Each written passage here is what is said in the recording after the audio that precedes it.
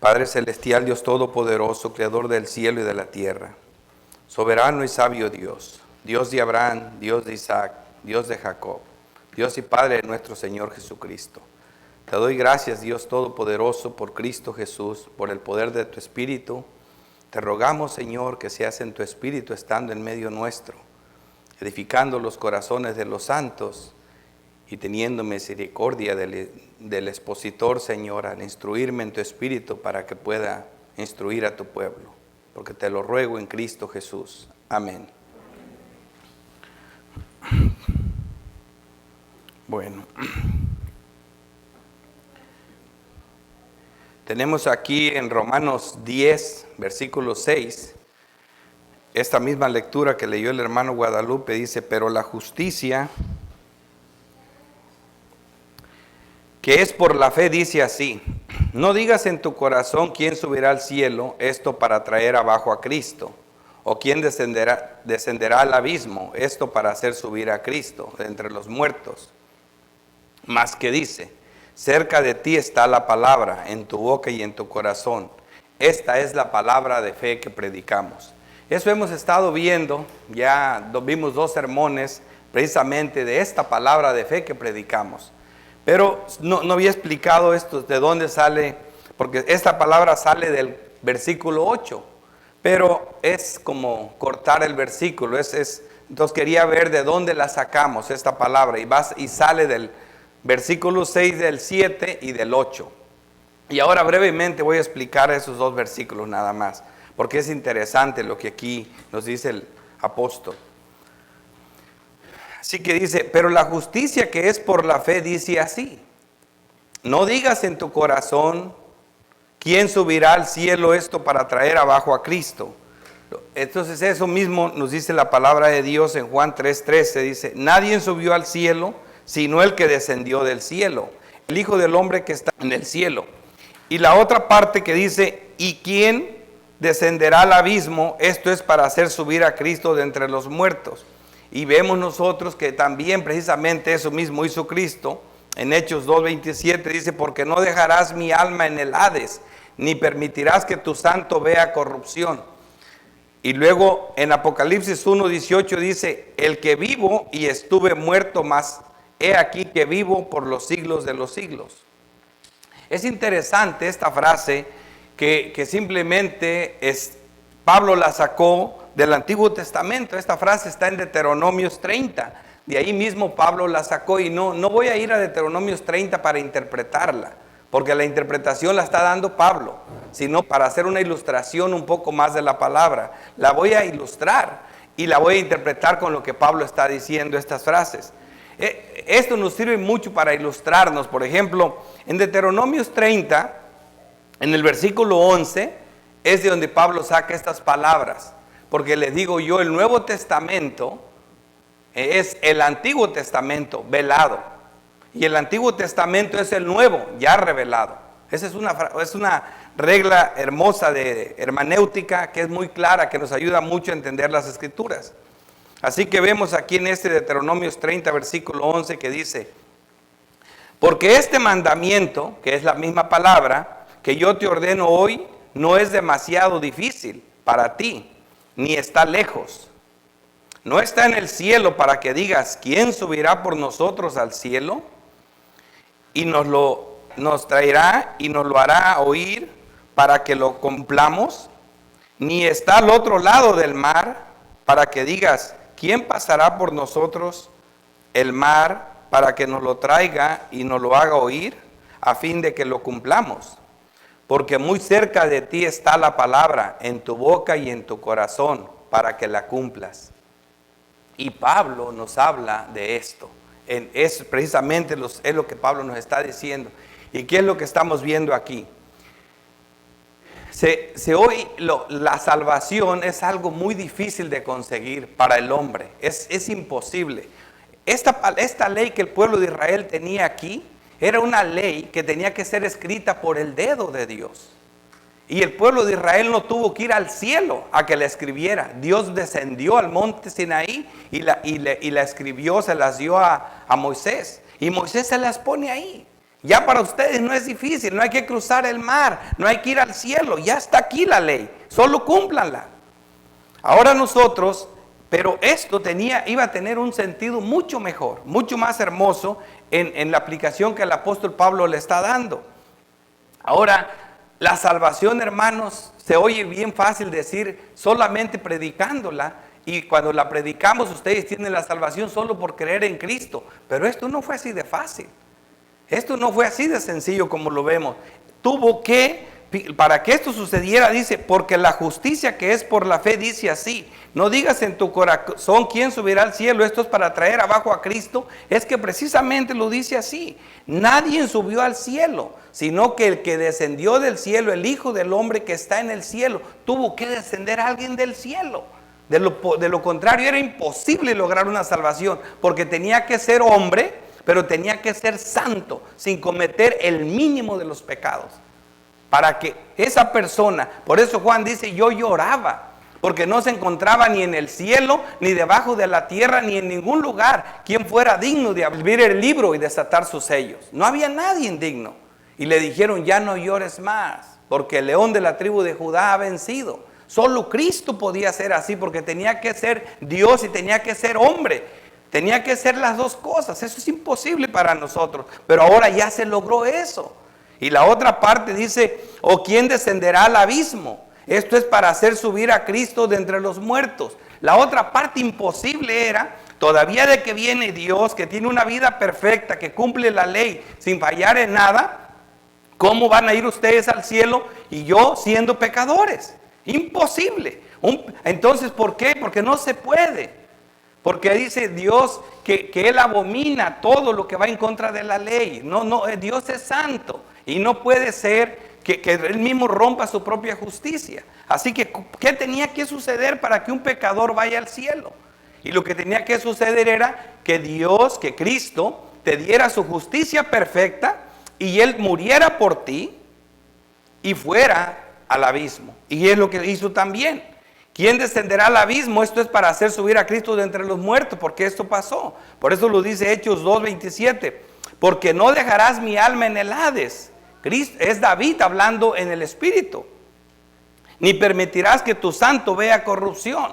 Y realmente Cristo descendió, como lo dice Apocalipsis. Y el que vivo y estuve muerto. Así que esa obra difícil, imposible para el hombre, ya está realizada. Ahora, ¿cómo puedes obtener la salvación? Ahora solo creyendo en Cristo, tú obtienes esa justicia que fue tan difícil de conseguir. Solamente un hombre Dios la podía hacer. Y ya se logró, un hombre que muriera y resucitara. Nosotros no podemos hacer algo así. De ahí sacamos, ahora ya en ese contexto, de ahí sacamos esta palabra. Esta, como lo dice aquí el pasaje, esta justicia no se podía obtener de otra manera. Ahora sí tenemos esta para predicar esta justicia hermosa. Ahora decimos en Romanos 1:16, porque no me avergüenzo del evangelio, dice Pablo, porque es poder de Dios para salvación. ¿Por qué? Porque en el evangelio la justicia de Dios se revela por fe y para fe. Ahora solo por fe.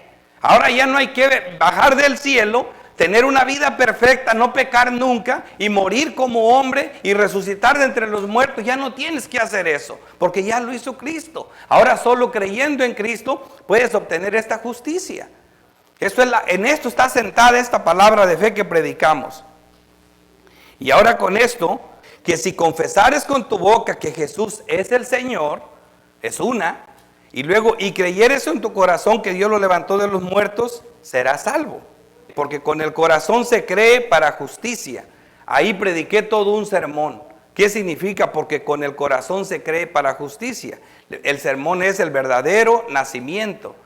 Prediqué qué es justicia, cómo se obtiene la justicia, solo por creer en Cristo, en su obra, en lo que realizó. ¿Cómo es el nuevo nacimiento?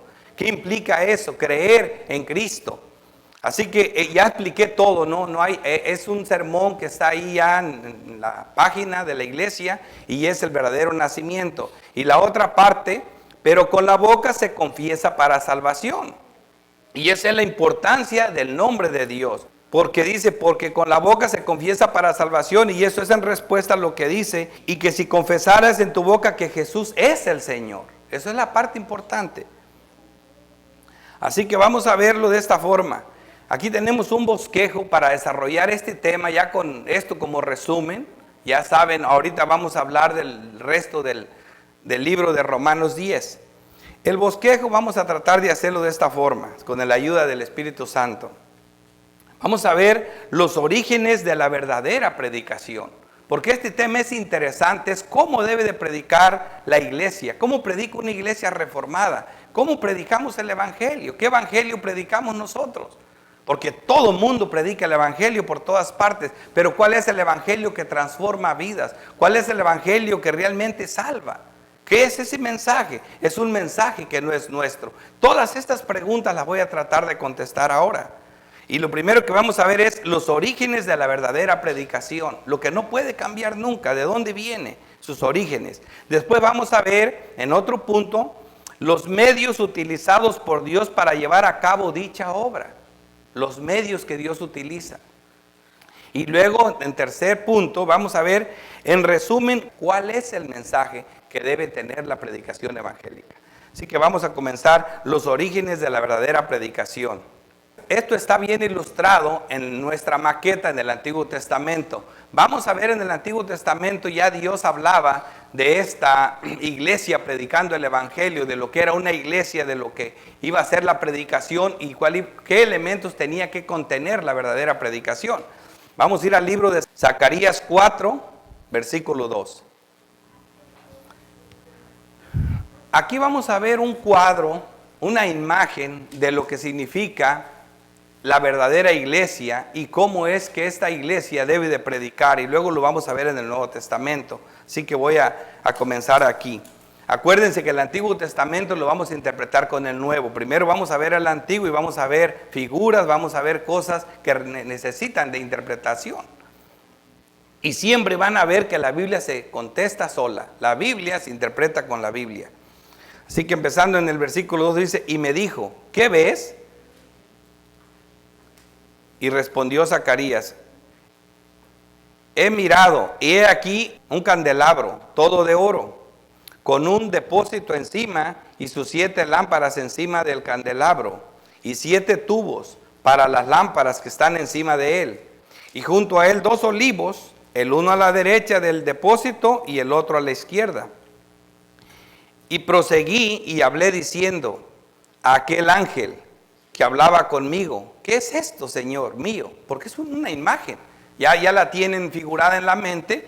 Piensen en un palo así, que viene siendo grueso, que es el candelabro, y luego hacía una vuelta así, tenía 7 lámparas, y esas 7 lámparas estaban siendo alimentadas de los 2 olivos que vertían por medio de unas ramas aceite, y estaban siempre encendidas porque los olivos les daban el aceite. Ese es el cuadro que ve aquí en Zacarías. Y ahora quiere que se le explique. Y el ángel que hablaba conmigo respondió y me dijo, ¿no sabes qué es esto? Dije, no, Señor mío. El 6. Entonces respondió y me habló diciendo, esta es palabra de Jehová a Zorobabel que dice, no con ejército ni con fuerza, sino con mi espíritu. O sea, esto es ese cuadro, eso es lo que está diciendo la Biblia. Ahora fíjense, en el Antiguo Testamento, ni siquiera la interpretación entendemos. Aquí está preguntando qué significa y aquí se le está contestando. Y hasta la respuesta del ángel se ve rara. ¿Esto significa? Sí, esto es lo que significa. Bueno, dejémoslo así. Vamos a dejar, pero yo lo voy a interpretar con el nuevo. Vamos a dejarlo así. Pero esa fue la respuesta. He dicho Jehová de los ejércitos.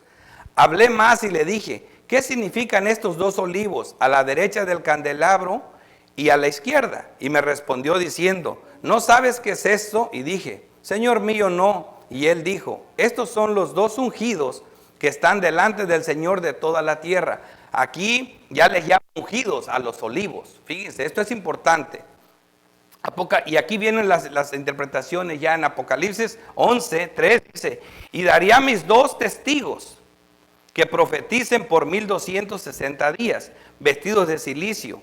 Estos 2 testigos, dice, estos testigos son los 2 olivos, esos 2 olivos, y los 2 candeleros que están en pie delante del Dios de toda la tierra. Ahora fíjense, del libro de Zacarías nos vamos hasta el Apocalipsis y acá nos da más luz. Acá nos dice que estos dos olivos son dos testigos y que son los dos candeleros que están de pie delante del Dios de toda la tierra. Y en el mismo libro de Apocalipsis nos dice: el misterio de las 7 estrellas que has visto en mi diestra y de los 7 candeleros de oro, porque se ve a un hombre con 7 estrellas y 7 candeleros. Le dice: los 7 candeleros que has visto son las 7 iglesias. ¿Eso es todo? Eso es todo. Así que ahora ya tenemos ahora sí un cuadro mejor. Lo que está viendo ahí Zacarías es un cuadro de la iglesia que es alimentada por 2 olivos, que la iglesia, para estar encendida, para tener luz, para tener el Espíritu Santo, tiene que llegar de afuera algo que la alimenta. Y todavía seguimos en esto. Si alguno quiere dañarlo, sale fuego de la boca de ellos y devora a sus enemigos. Y si alguno quiere hacer daño, debe morir de la misma manera. Así que uno de los olivos, uno de estos testigos, tiene el poder, fíjense de lo que, tienen poder para cerrar el cielo, a fin de que no llueva en los días de su profecía. Esto es precisamente lo que hizo el profeta Elías. Y aquí vemos el otro. Dice: y tienen poder sobre las aguas para convertirlas en sangre y para herir la tierra con toda plaga cuantas veces quieran. Esto es lo que hizo Moisés. Así que aquí lo que estamos viendo, ya la interpretación de este cuadro, estamos viendo a la iglesia, ya clara. Los 2 olivos significaría Moisés y Elías. ¿Qué tiene que ver Moisés, Elías, la iglesia? Porque la iglesia predica con esto, con lo que dice acá el primer pasaje. Entonces respondió y me habló diciendo: esta es la palabra de Jehová a Zorobabel, que dice: no con ejército, ni con fuerza, sino con mi espíritu. La iglesia es precisamente como predica, con el Espíritu. Es el Espíritu de Dios lo que hace las cosas. Imposible la salvación de otra forma. Y ese es el Espíritu con el que hablaba Moisés. Moisés presentaba la ley. Moisés presentaba la palabra de Dios, la ley, y luego Elías predicaba el arrepentimiento. Porque estas 2 cosas son necesarias en la evangelización. La ley se necesita predicar para que haya un arrepentimiento. Así que esto es parte que desde el Antiguo Testamento tiene que estar en la iglesia. Toda iglesia verdadera tiene que presentar la ley para que surja el arrepentimiento. Una iglesia, una persona que es convertida a Cristo y que no es convertida en arrepentimiento y fe, no es un verdadero creyente. Y esto fue lo que explicamos. Así que estos son los orígenes de la iglesia desde los tiempos antiguos.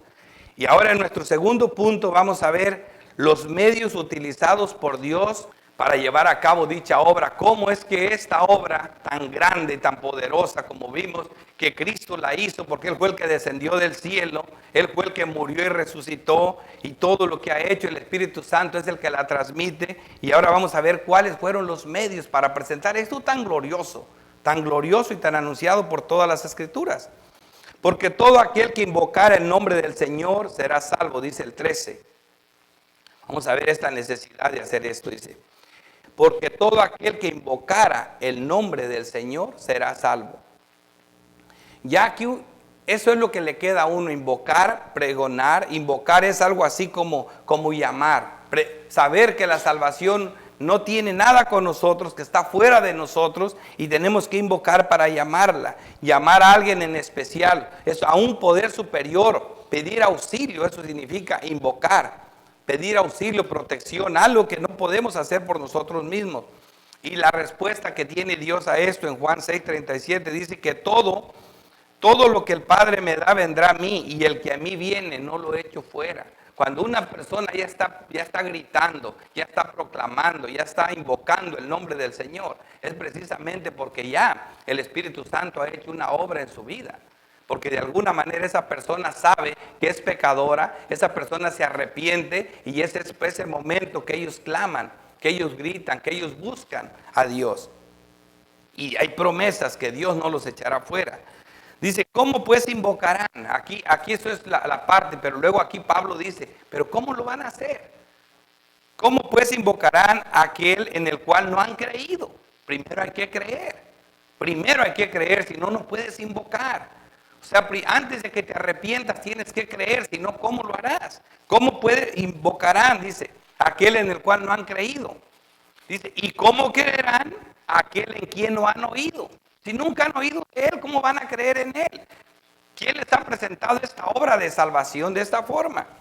¿Y cómo irán sin haber quien les predique? Y aquí es donde estamos viendo los medios. Se necesita que sea predicada esta palabra. Se necesita que alguien les predique el evangelio para que puedan, porque es el oír, así es como vienen las cosas. Y la Biblia nos habla clarito de la importancia de la predicación del evangelio. En 1 Corintios 1:18 dice, porque la palabra de la cruz es locura a los que se pierden, pero a los que se salvan, esto es a nosotros, es poder de Dios. Pues está escrito, destruiré la sabiduría de los sabios. No se trata de ser sabio, no se trata de hacer cosas. Dice, y desecharé el entendimiento de los entendidos. Siempre se quiere razonar esta salvación. ¿Dónde está el sabio? ¿Dónde está el escriba? ¿Dónde está el disputador de este siglo? ¿No ha enloquecido Dios la sabiduría del mundo? Y aquí viene el versículo que quiero, que es clave, el 21. Ya que en la sabiduría de Dios el mundo no conoció a Dios mediante la sabiduría, agradó a Dios salvar a los creyentes por la locura de la predicación. ¿Y por qué por la locura de la predicación? Es precisamente porque es una locura para nuestra mente razonar que algo tan grande, que algo que tuvo que ocurrir tan poderoso como para que Dios se encarnara, descendiera del cielo, bajara a la tierra, se encarnara en la Virgen María, se hiciera hombre y viviera una vida perfecta sin cometer ningún pecado y muriera por ti, te diera su justicia perfecta y Él muriera tu muerte y descendiera de la muerte y resucitara. Todo esto para venirlo a predicar nosotros.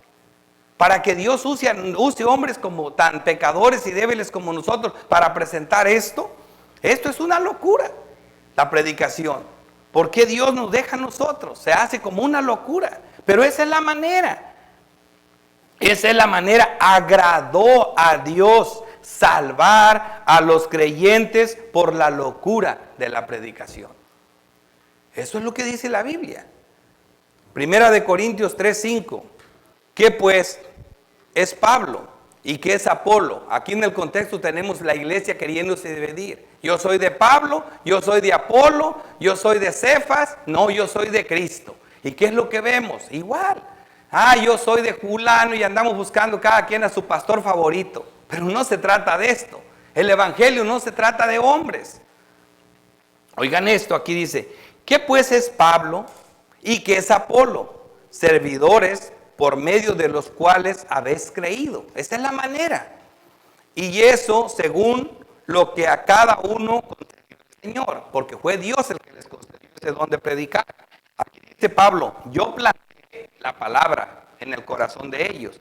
Apolo regó, él era como maestro, los enseñaba.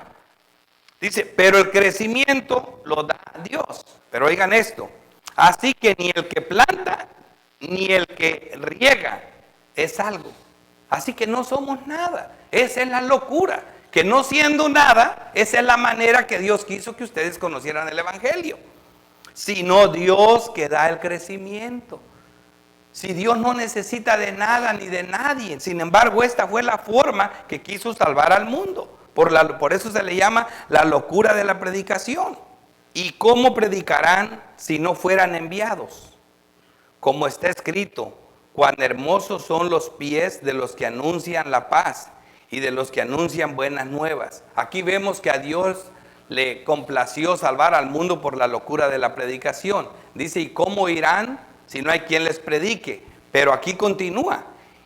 ¿Y cómo predicarán si no fueran enviados? O sea, aún estamos hablando de la predicación. Óiganlo bien, es muy diferente cuando nosotros todos podemos evangelizar y comunicar el mensaje de salvación a cualquier persona, incluyendo nuestro testimonio personal de cómo fuimos salvos, o hablarle a cualquier persona. Todos comunicamos la palabra de Dios. En una manera Dios, la Biblia nos manda que todos tenemos ese deber de evangelizar. Pero esto es predicar, esta es la predicación, es muy diferente. Y aquí dice, ¿y cómo predicarán si no fueran enviados? Como está escrito, y aquí hace otra vez un escrito de Isaías 52.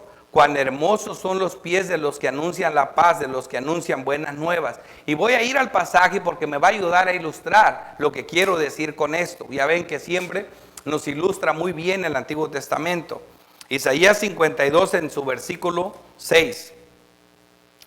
Dice, por tanto, mi pueblo sabrá mi nombre. Es precisamente lo que estamos viendo en estos pasajes, la importancia de saber el nombre de Dios, de saber quién es Dios. Dice, por esta causa, en aquel día, porque yo mismo que hablo, he aquí, estaré presente. Fíjate lo que dice Dios, anunciando estas verdades desde el tiempo del profeta Isaías. Cuán hermoso son sobre los montes los pies del que trae alegres nuevas, del que anuncia la paz, del que trae nuevas del bien, del que publica salvación, del que dice a Sión, tu Dios reina. Del que pone a Dios por Señor, que es precisamente la palabra de fe que predicamos. Desde allá sacó estas palabras el profeta. Así que, ¿y cómo predicarán si no fueran enviados? Vamos a ver que Dios está involucrado en esto, como lo vemos aquí desde el libro de Isaías. Aquí vemos en Hechos 13, en su versículo 1, había entonces en la iglesia que estaba en Antioquía profetas y maestros, Bernabé, Simón el que se llamaba Niger, Lucio de Cirene, Mananaén, el que se había criado junto con Herodes, el tetrarca, y Saulo. Y en el versículo 2 es lo que me interesa. Hechos 13, versículo 2. Ministrando estos al Señor y ayunando, dijo el Espíritu Santo. Fíjate, aquí vemos la intervención divina. Dijo el Espíritu Santo, apártame a Bernabé y a Saulo para la obra que los he llamado. Entonces, habiendo ayunado y orado, les impusieron las manos y los despidieron, que es precisamente lo que hacemos nosotros. Primero los escoge Dios, los capacita Dios, y después la iglesia les pone la mano y dicen, órale, a predicar el evangelio. Aquí vemos que es Dios el que los envía. ¿Y cómo predicarán si no fueran enviados? Dice.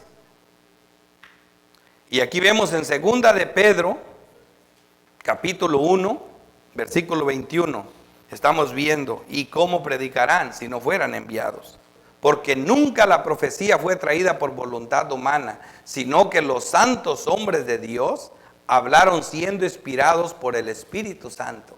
Es Dios que está involucrado en todo esto, pero quiso usar hombres, tanto en el Antiguo Testamento como en el Nuevo Testamento y como ahora lo está haciendo.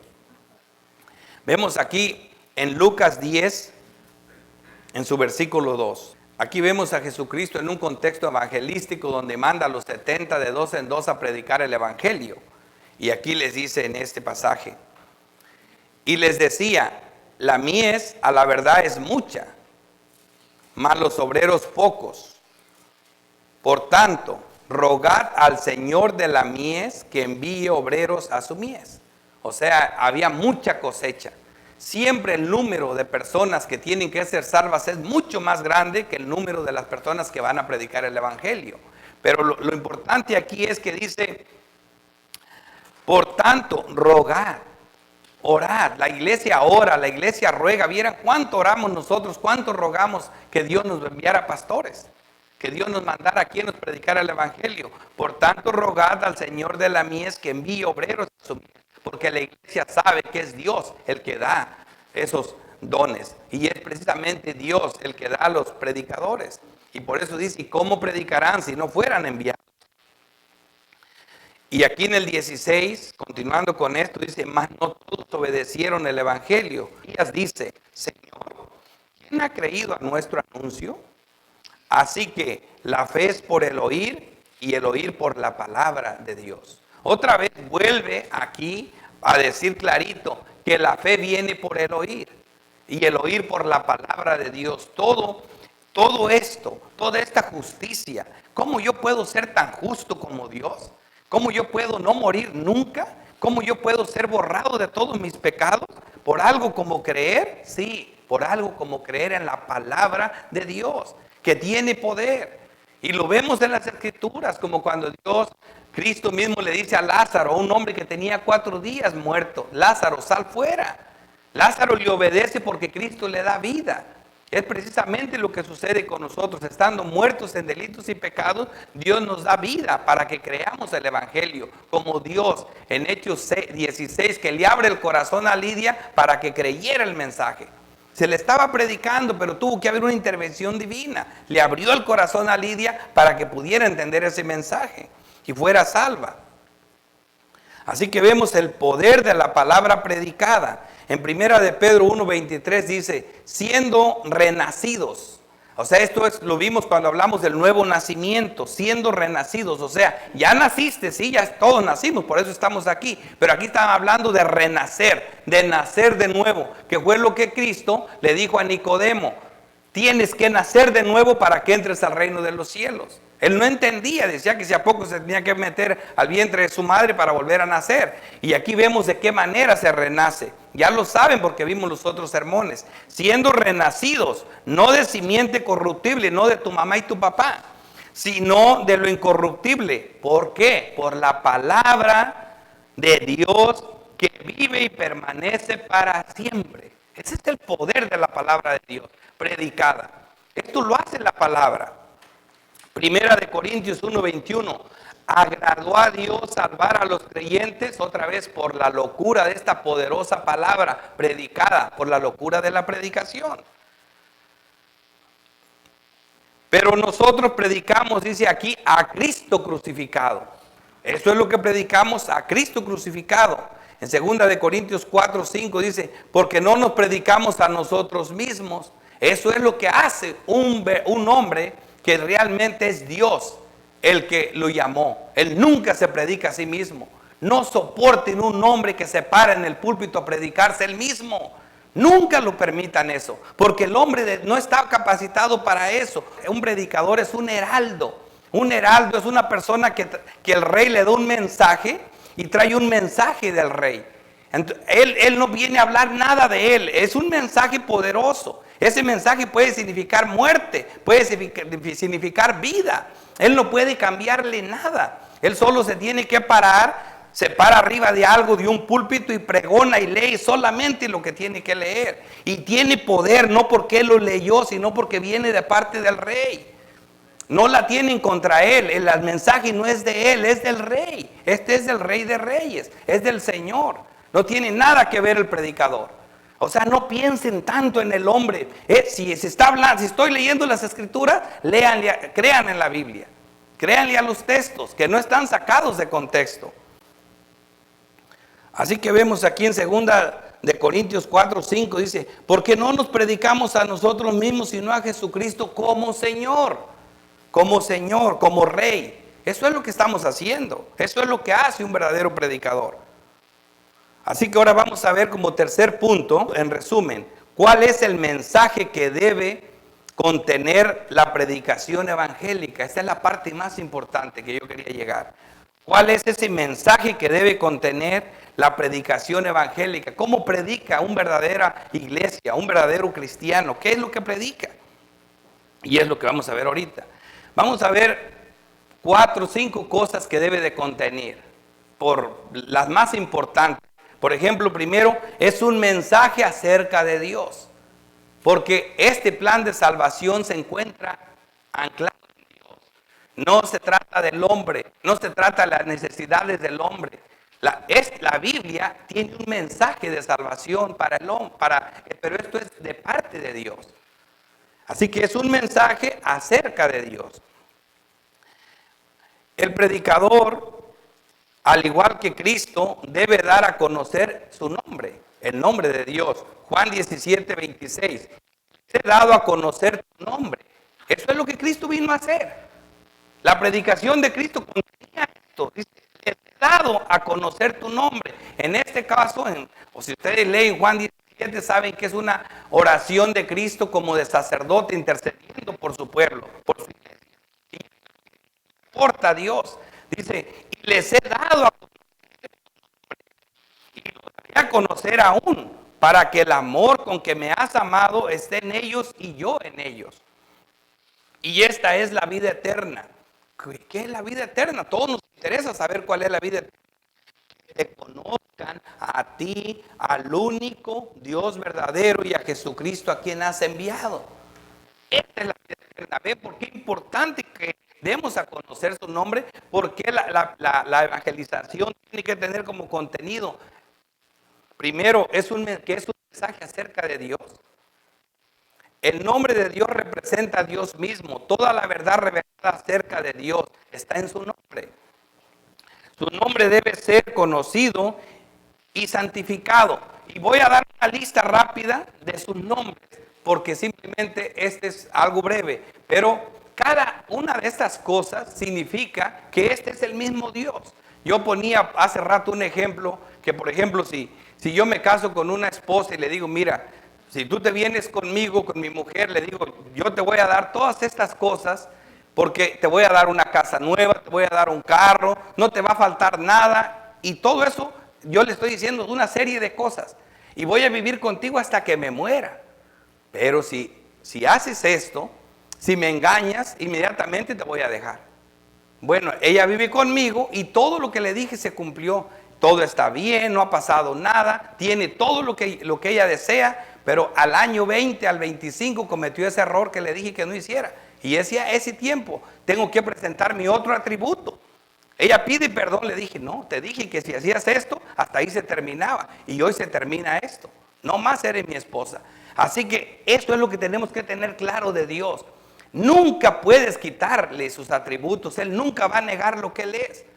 Todo lo que Él es verdad siempre en Él. Y por eso vas a ver aquí que Dios, su nombre debe ser conocido y santificado, como dice la oración del Padre Nuestro. Dice, Dios es la verdad. Acerca de Dios es que Dios es santo.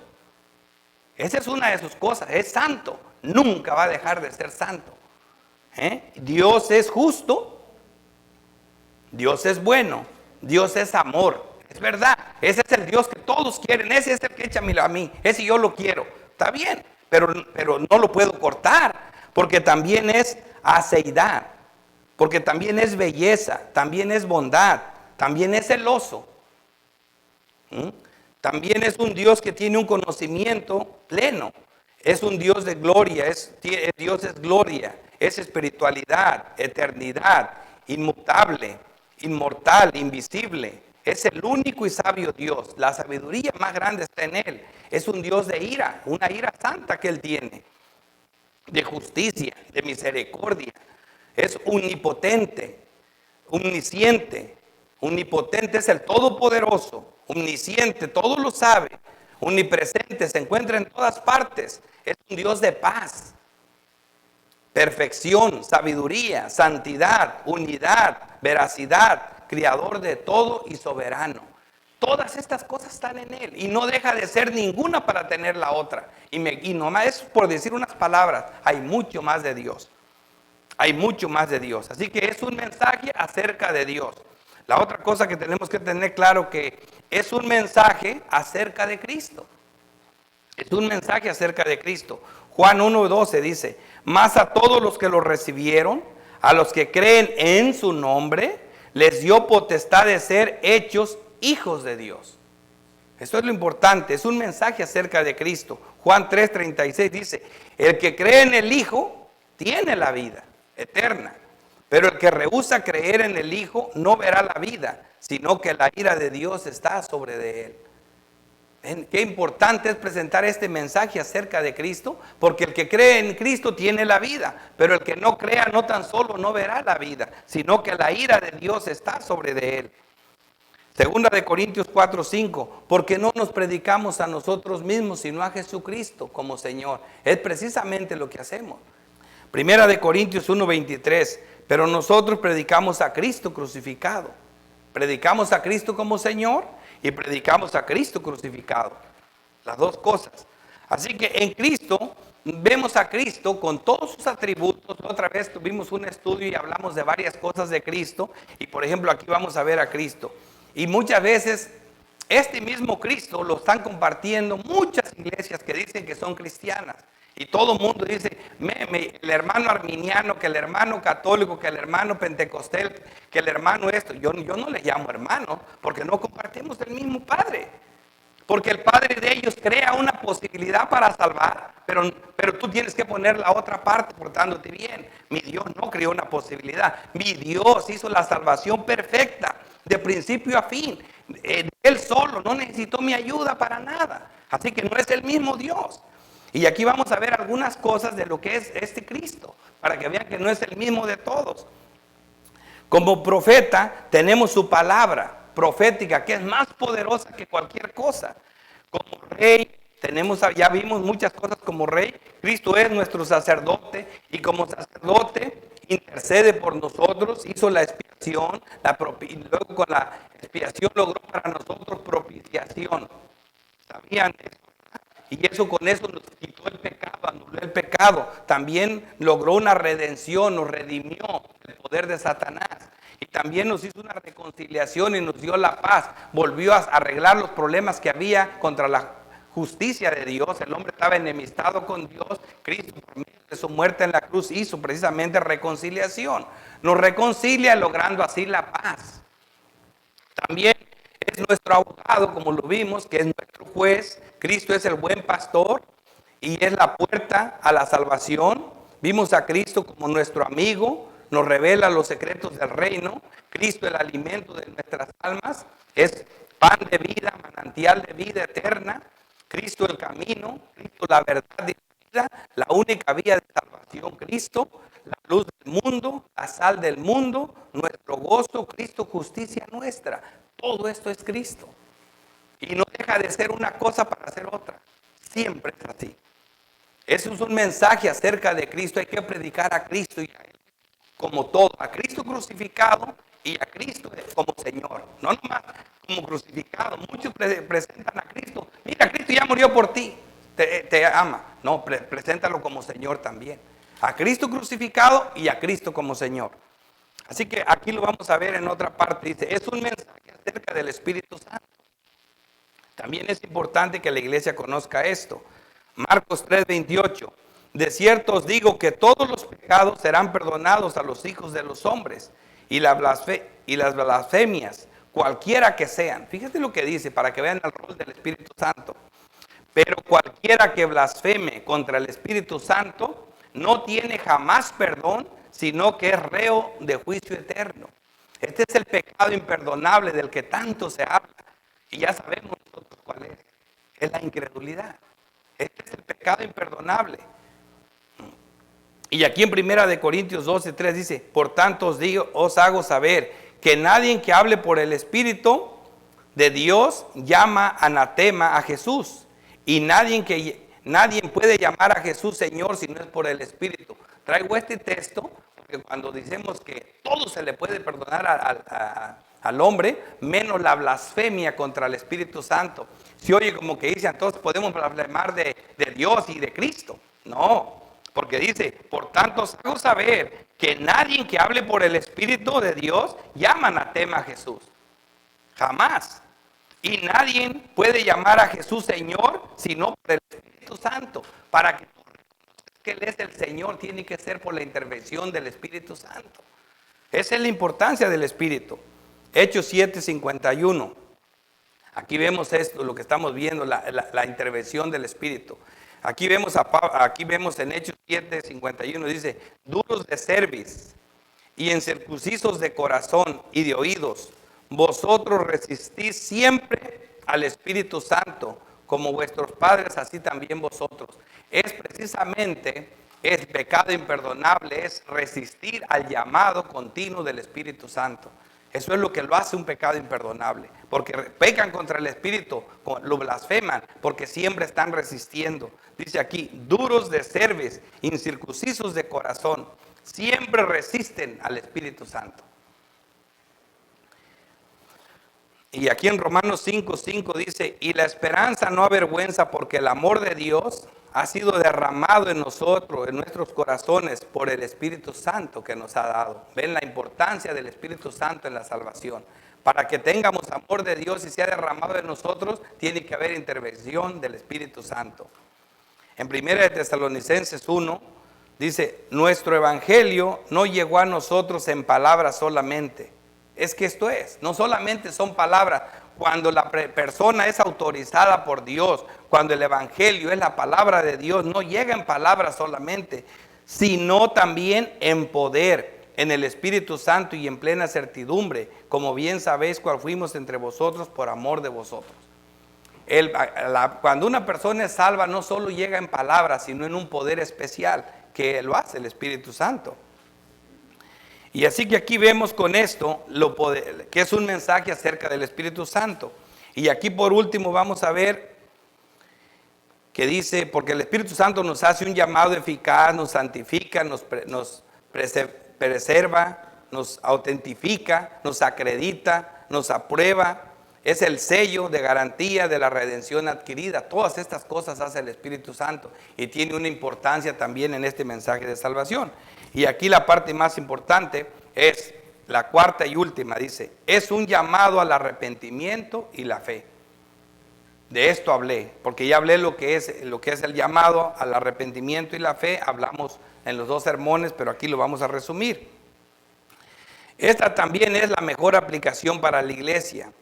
Esta es la palabra de fe que predicamos. Esta, que si confesares con tu boca que Jesús es el Señor, la verdad acerca de la persona de Cristo. Esto significa la verdad acerca de la persona de Cristo. Y allí me hablé de todo un sermón acerca de la persona de Cristo. Y como lo dice 2 de Corintios 4:5, porque no nos predicamos a nosotros mismos, sino a Jesucristo como Señor. Por eso dice aquí que si confesares con tu boca que Jesús es el Señor. Y por eso este es un mensaje acerca de Cristo como Señor. Y la otra parte, y creyeres en tu corazón que Dios lo levantó de los muertos, serás salvo. Esto es la verdad acerca de su obra salvadora, de su muerte y su resurrección en favor nuestro. Como lo dice 1 de Corintios 1:23, pero nosotros predicamos a Cristo crucificado. Esto es toda la verdad acerca de su obra salvadora. Hermanos, nunca podemos separar la obra de Cristo de la persona de Cristo. Siempre van ahí como un mensaje de salvación. La obra de la persona, porque muchas iglesias predican mucho acerca de la obra, acerca de que Cristo murió para salvarte, pero pocos saben acerca de la persona de Cristo. No lo tienen como Señor, como vimos en ese sermón. Tiene que ser ambas cosas. El mensaje incluye las dos cosas. Como le dijimos, nadie puede creer sin arrepentirse. Ni nadie se puede arrepentir si no ha creído primero. O sea que este mensaje tiene estos dos ingredientes inseparables. No se puede de otra forma.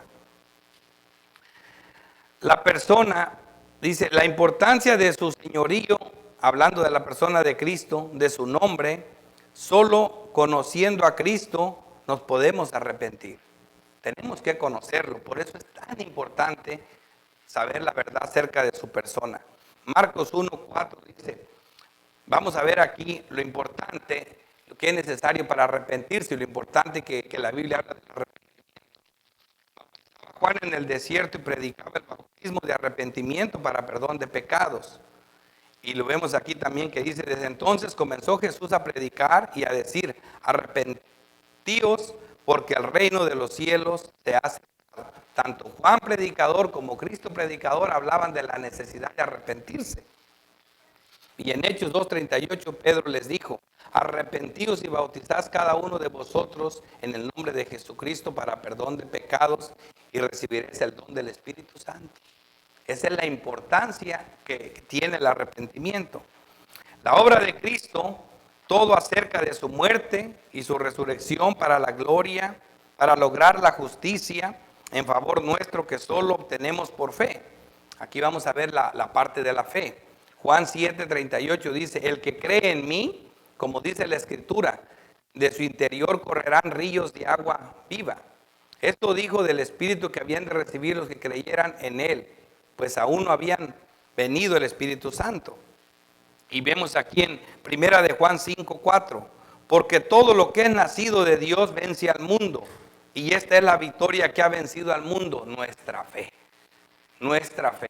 Es lo importante de creer en la obra de Cristo. Estamos hablando de la fe, de creer.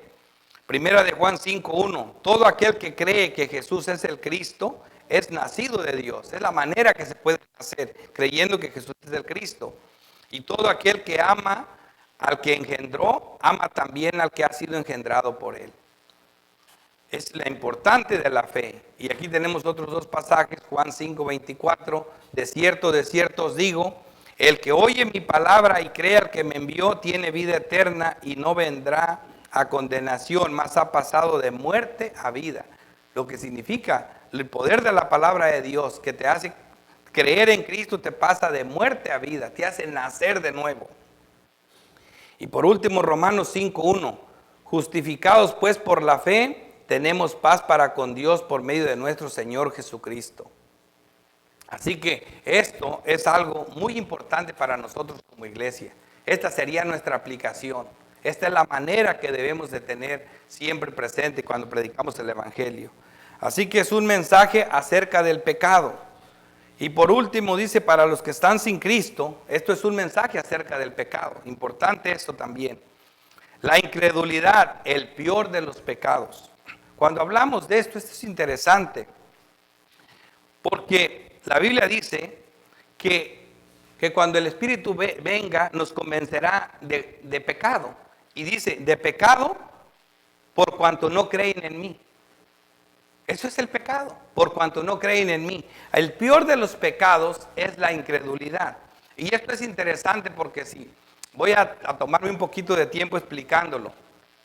Si nosotros hablamos de pecados, el pecado cambia de una persona a otra. Pero si yo les describo el peor de los pecados, si hablamos de a muchos les ofende mucho y se les hace un pecado muy espantoso que un hombre viole niños y que los mate.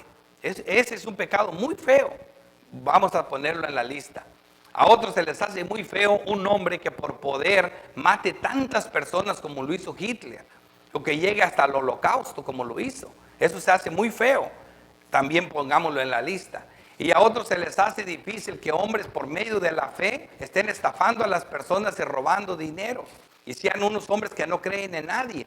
Pónganlos en la lista. Y ahí vayan sumando cualquier pecado que se les pueda ocurrir en sus mentes. Y sin embargo, ninguno supera a la incredulidad. Ninguno la supera. La incredulidad es el peor de los pecados. Y el único que no será perdonado. La Biblia es clara diciendo que al hombre se le puede perdonar cualquier pecado, el que sea. Inclusive en la Biblia misma nos da una lista de lo que eran los creyentes antes de venir a Cristo. Y en esa lista encuentras asesinos, borrachos, homosexuales, de todo tipo de maldad. Dice, esto eran ustedes antes de venir a Cristo. O sea, todo eso quedó perdonado.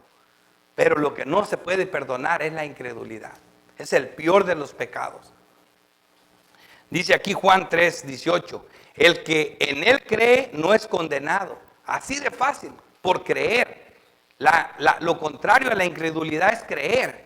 El que en él cree no es condenado, pero el que no cree ya ha sido condenado. ¡Wow!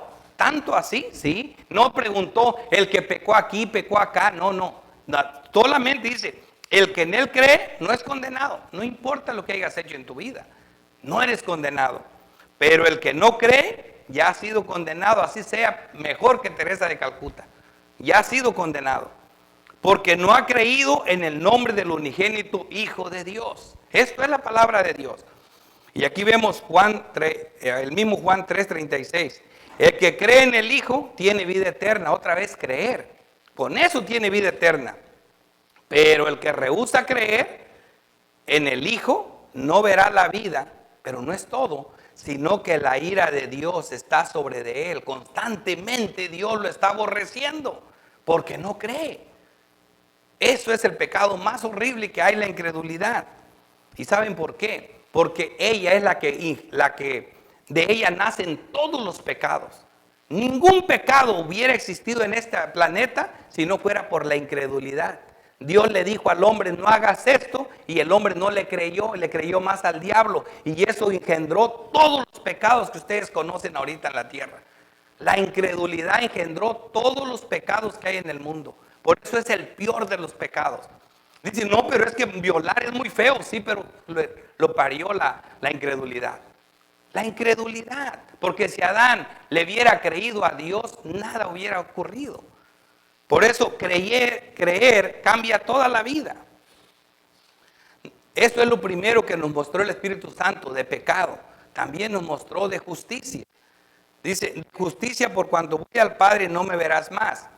Así que Cristo logró esa justicia perfecta, como lo vemos aquí en Romanos 18, dice, hablando de justicia, dice, porque la ira de Dios se revela desde el cielo contra toda impiedad de injusticia de los hombres que detienen con injusticia la verdad. Así que Dios tiene una ira contra los hombres, ¿por qué? Porque Dios es justo y toda injusticia será castigada.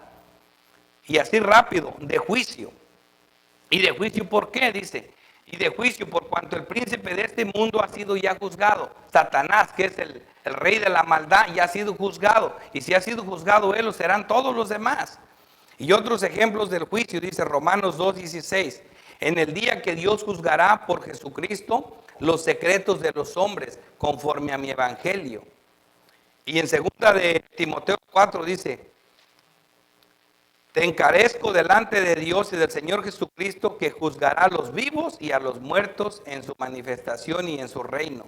Así que Cristo va a juzgar tanto a vivos como a muertos en su manifestación de su reino. Así que si la fe es la que vence al mundo, la incredulidad es la que ayuda al mundo a vencernos a nosotros. La incredulidad es lo que ayuda al mundo a vencernos a nosotros.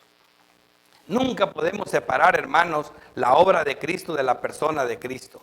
Y ya por último, Juan 5:2 es una breve explicación por lo que la incredulidad es el peor de los pecados.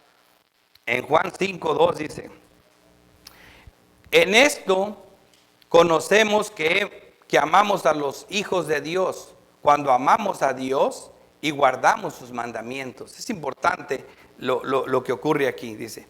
Pues este es el amor a Dios, que guardemos sus mandamientos.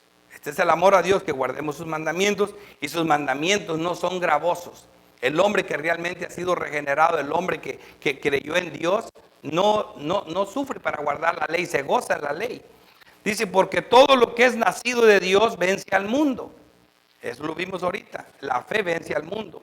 Y esta es la victoria que ha vencido al mundo, nuestra fe.